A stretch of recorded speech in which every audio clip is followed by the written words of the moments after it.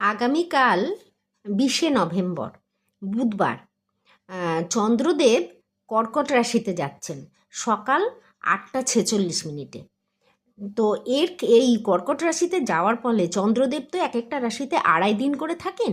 তো চন্দ্রদেব কর্কট রাশিতে যাচ্ছেন মানে মহালক্ষ্মী যোগ তৈরি হয়েছে।